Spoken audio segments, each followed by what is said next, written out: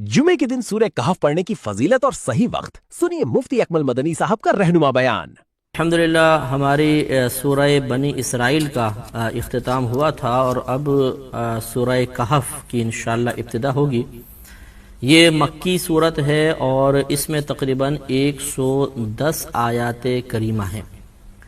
यह आपको बारहा पहले भी बताया है कि मक्की सूरतें वो सूरतें या आयतें कहलाती हैं कि जो हिजरत नबवी सल्लल्लाहु अलैहि वसल्लम से पहले नाजिल की गईं और नबी करीम सल्लल्लाहु अलैहि वसल्लम की जानिब मदीना हिजरत करने के बाद जो भी आयत या सूरत नाजिल हुई उसको मदनी कहा जाता है। तो मक्की और मदनी सूरतों में असल में शहर का एतबार नहीं है कि जो मक्के में नाजिल हुई मक्की होंगी, जो मदीने में नाजिल हुई मदनी है, अगरचे कौल ये भी है।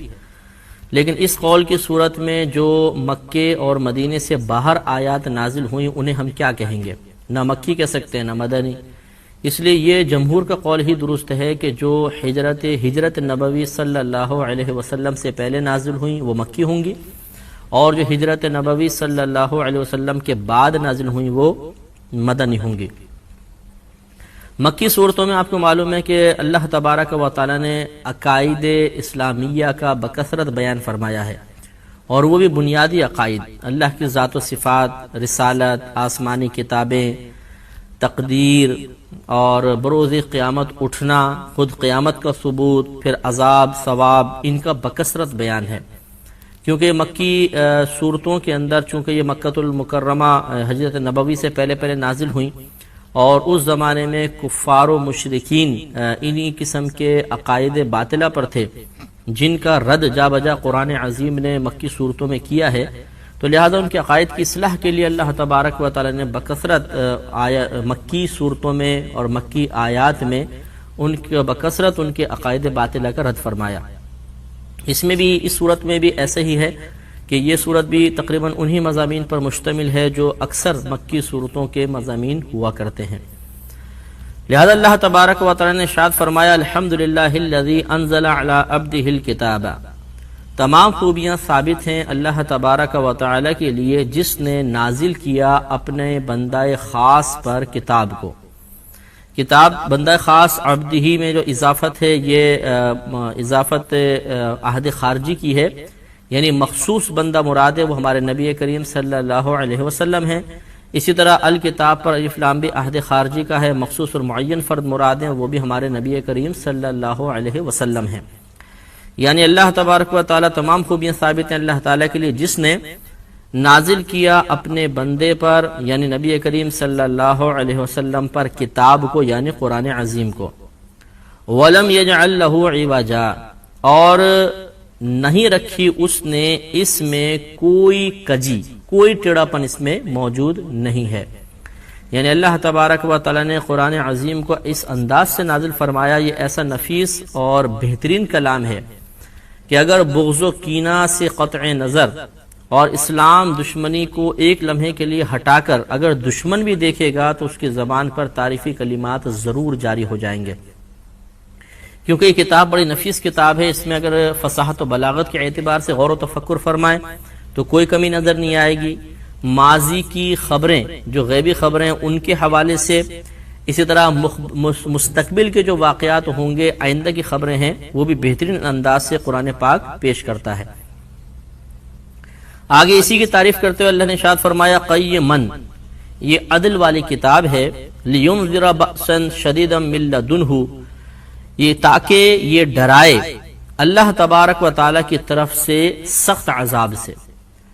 तो मालूम ये हुआ कि कुरान पाक के नाजिल किए जाने के बड़े मकासिद में से एक मकसद अल्लाह ने बयान फरमाया कि हमने इस कुरान को नाजिल फरमाया अपने बंदा खास पर और इसमें कोई टेढ़ापन नहीं रखा, कोई कजी, कोई कमी नहीं रखी। और इसका मकसद एक बहुत बड़ा ये था कि ये कुरान अज़ीम लोगों को अल्लाह तबारक व तआला के सख्त अजाब से डराए। क्योंकि अजाब से डराना, अगर दिल ये डर कबूल कर ले तो नेकियों पे इस्तिकामत और गुनाहों से परहेज पर हमेशगी को लाजिम कर देता है। लिहाजा कुरान अज़ीम के बुनियादी मकासिद में से एक मकसद ये हुआ कि ये हमें नेकी के रास्ते पर लगाता है, गुनाहों के रास्ते से दूर करता है और अल्लाह तबारक व तआला के सख्त अजाब का बयान करता है। معلوم یہ ہوا کہ اللہ تعالیٰ کے عذاب سے ڈرانا یہ کوئی بری بات نہیں ہے، بلکہ یہ تو خود قرآن عظیم کے نازل کیے جانے کے عظیم مقاصد میں سے ہے۔ اب بعض ہم مسلمانوں میں ایسے افراد ہو گئے ہیں کہ ہر قسم کے ناجائز کام کرنے کے باوجود اگر انہیں آخرت کے عذاب سے ڈرایا جائے تو وہ ناراض ہو جاتے ہیں اور برا مانتے ہیں، گویا کہ ان کے نفوس نے ان کا یہ ذہن بنا دیا ہے کہ ہم کچھ بھی کرتے رہیں، ہمیں اللہ کی رحمت کے واقعات سنائے جائیں، ہمیں جنت کی بشارتیں سنائی جائیں، یا کم از کم ہمیں ڈرایا نہ جائے، ہمیں اسی طرح بے خوف رہنے دیا جائے۔ اب اگر کوئی اس بے خوفی کی راہ میں رکاوٹ ڈالنے کی کوشش کرے، عذاب کی آیتیں سنائے، خوف پیدا کرنے کی کوشش کرے، تو شیطان گھبرا جاتا ہے کہ جس کو میں نے اتنی محنت سے اپنے قابو میں کیا، یہ آیات اور یہ احادیث کہیں اسے میرے گرفت سے آزاد نہ کروا دیں، تو پھر وہ اس قسم کے لوگوں کے دل میں بغاوت اور دلیری اور اسلامی تعلیمات سے ٹکرا جانے کا جذبہ بیدار کرتا ہے، جوش بیدار کرتا ہے، اور آدمی اپنی آخرت کو فراموش کر کے آخرت کی فکر کیے بغیر اس راستے پہ چل پڑتا ہے اور نقصان کا شکار ہو جاتا ہے۔ وَيُبَشِّرِ الْمُؤْمِنِينَ الَّذِينَ يَعْمَلُونَ الصَّالِحَاتِ أَنَّ لَهُمْ أَجْرًا حَسَنًا، اور یہ بشارت دیتا ہے مومنین کو جنہوں نے نیک اعمال کیے کہ ان کے لیے اچھا بدلہ ہے۔ تو یہ قرآن پاک کا ایک اور مقصد تھا کہ یہ کفار کو عذاب سے ڈرانا اور مسلمانوں کو اللہ تبارک و تعالی کی طرف سے اچھے بدلے کی خوشخبری دینا۔ تو گویا کہ قرآن عظیم ان دونوں چیزوں کا بیان کرتا ہے کہ عذاب سے بھی ڈراتا ہے اور خوشخبری بھی سناتا ہے، اور یہی نفس کو اطاعت کی طرف مائل کرنے کے لیے دو بہترین طریقے ہیں کہ یا تو نفس کو بہت زیادہ ڈرایا جائے تو یہ خوف زدہ ہو کر مائل ہوتا ہے، عمل کی طرف، اطاعت کی طرف مائل ہو جاتا ہے، اور یا پھر اس کو انعام کا لالچ دیا جائے تو انعام کے لالچ میں آ کر بھی یہ نیک اعمال کی طرف آ جاتا ہے، اور یہ دونوں کام قرآن عظیم کر رہا ہے۔ لہذا معلوم یہ ہوا کہ اگر کوئی یہ اعتدال کی راہ اختیار کرے اور کبھی وہ خوشخبری سنائے، کبھی ڈر سنائے، تو عین قرآن پاک کے اسلوب کے مطابق عمل کر رہا ہے۔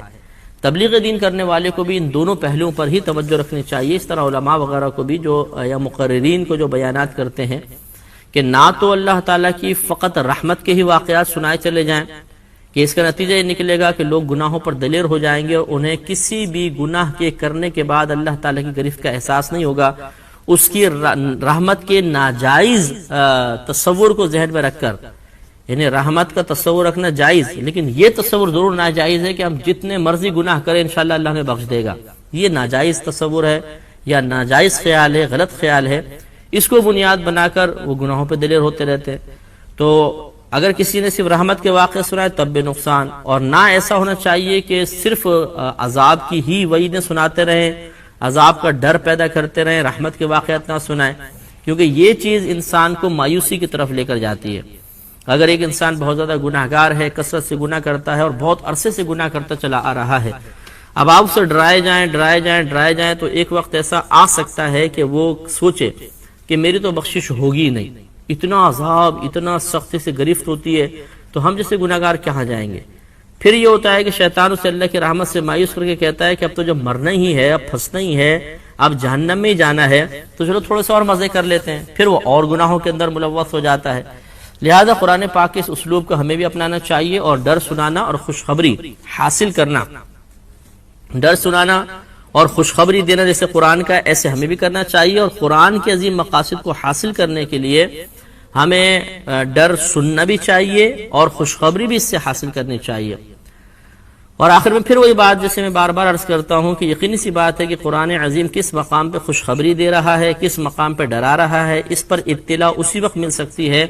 کہ جب ہم قرآن عظیم کو ترجمے کے ساتھ پڑھیں،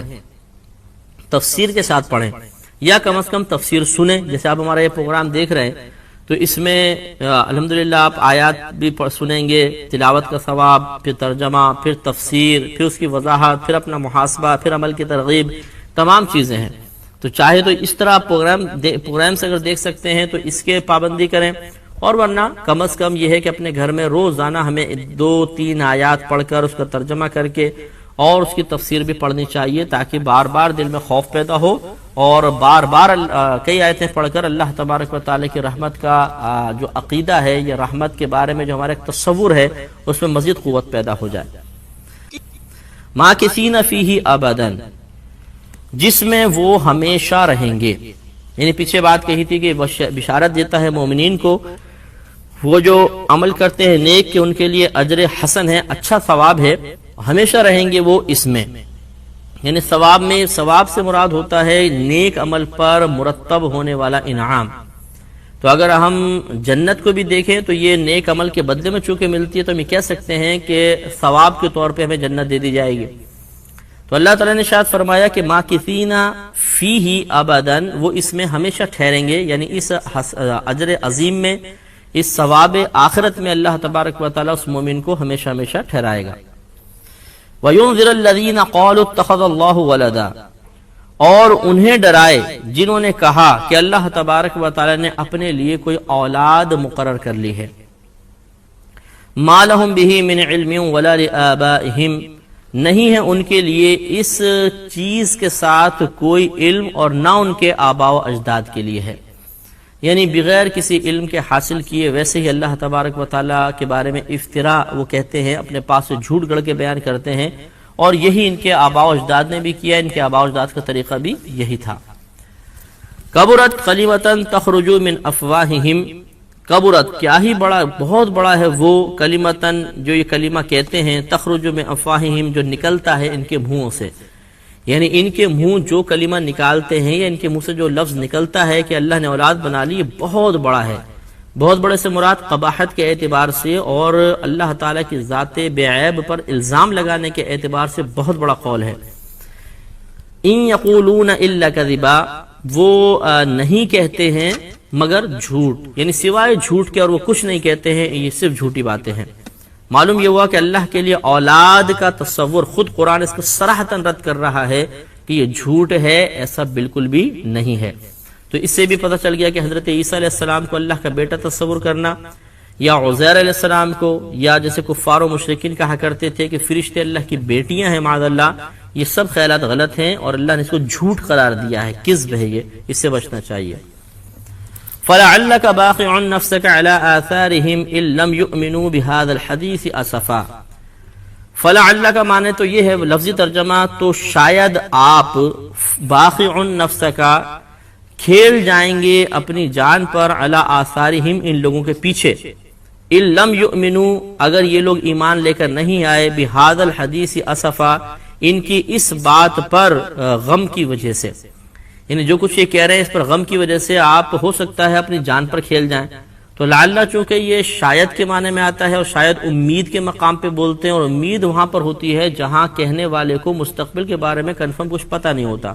شاید وہ آ جائے، شاید وہ چلا جائے، تو اس وقت ہم شاید کا لفظ استعمال کرتے ہیں. لہذا اللہ تبارک و تعالیٰ اور اس کے رسول کے لیے شاید کا لفظ استعمال نہیں ہوگا. یعنی لفظ استعمال ہوگا لیکن ترجمہ ہم شاید والا نہیں کریں گے بلکہ یقینی ترجمہ کریں گے، کیونکہ اللہ تعالیٰ مستقبل کا حال بہتر جانتا ہے. اور نبی کریم صلی اللہ علیہ وسلم بعطائے الہی اگر کوئی بات مستقبل کی خبر دیتے ہیں تو اللہ کی چونکہ عطا سے دیتے ہیں، اپنے پاس سے تو کہتے نہیں، لہذا وہ بھی 100% درستی ہوتی ہے،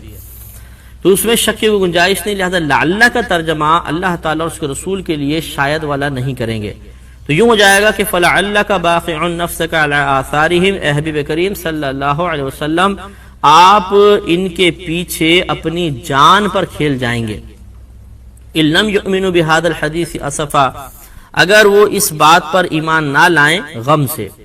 تو ایک تو ترجمہ یہ اگر وہ ایمان نہ لائیں اس بات کے سبب تو آپ غم کی وجہ سے اپنے آپ کو ہلاکت میں مبتلا کریں گے، تو یہ قول کی طرف بھی جا سکتی ہے ان کے. اور صحیح بات یہ ہے کہ بہذا الحدیث سے اگر ہم قرآن عظیم مراد لیں، اور اکثر نے یہی قول کہا، تو یہاں قرآن عظیم مراد ہوگا کہ اگر یہ قرآن عظیم پر ایمان لے کر نہیں آئیں گے تو اے حبیب کریم صلی اللہ علیہ وسلم آپ ان کے پیچھے افسوس کرتے ہوئے اپنے آپ کو ہلاکت میں مبتلا کر دیں گے. لہذا نبی کریم صلی اللہ علیہ وسلم کو اس آیت مبارکہ میں تسلی دی گئی اور آپ کا جو رنج قلبی تھا اس کو دور کیا گیا کہ آپ ان کے لیے رنج میں مبتلا نہ ہوں، غم میں مبتلا نہ ہوں. یہ اگر ایمان لے کر نہیں آئیں گے تو آپ سے کوئی باز پرس نہیں ہے، لائیں گے تو انہی کے لیے سعادت کی بات ہے. آپ ان کے پیچھے اپنی جان کو ہلاکت میں مبتلا نہ فرمائیے. انا جعلنا ما علی الارض زینۃ لها لنبلوہم ایہم احسن عملا، بے شک ہم نے بنایا جو زمین پر ہے زینت اس زمین کے لیے، وجہ کیا ہے؟ لنبلوہم ایہم احسن عملا، تاکہ ہم انہیں آزمائیں کہ ان میں سے کون اچھا عمل کرتا ہے۔ تو گویا کہ اللہ تبارک و تعالی نے دنیا میں ہمیں بھیجا، اور بھیجنے کے بعد اس دنیا کو مختلف قسم کی نعمتوں سے آراستہ اور پیراستہ کر دیا، خوبصورت بنایا۔ ایک سے ایک نعمت ہے جو ہمارے دل کو اپنی طرف کھینچتی ہے اور اللہ کی یاد سے غفلت میں ایک اپنا ضرور کردار ادا کرتی ہے۔ یہ اصل میں دنیا میں بھیجا جانا اور پھر اتنی اٹریکشن والی چیزوں کا پیدا کر دینا اور پھر اس کے ساتھ ساتھ آخرت کی تیاری کا حکم دینا، یہ سب آزمائش ہے۔ دنیا میں آنے کے بعد آدمی دنیا کی رنگینیوں سے اپنے آپ کو بچائے، اس کا بہت بڑا کمال ہے، کیونکہ دل تو مائل ہوتا ہے، نفس مائل ہوتا ہے، آدمی اطاعت کی طرف، اللہ کی راہ کی طرف مکمل طور پر آنے میں بہت سی رکاوٹیں محسوس کرتا ہے، جبکہ فی زمانہ برائی کی طرف جانے میں پچاسوں آپ کو ہزاروں معاون آپ کو مل جائیں گے، کوئی رکاوٹ ڈالنے والا نہیں ہوتا، لہذا اس میں بہت زیادہ آزمائش ہوتی ہے۔ لیکن اللہ تبارک و تعالی نے واضح طور پہ فرمایا کہ ہم نے تمہیں بھیجا ہی اس آزمائش کے لیے۔ اس پہ انشاءاللہ ہم اپنے نیکسٹ پروگرام میں بھی کلام کریں گے۔ وآخر دعوانا ان الحمدللہ رب العالمین۔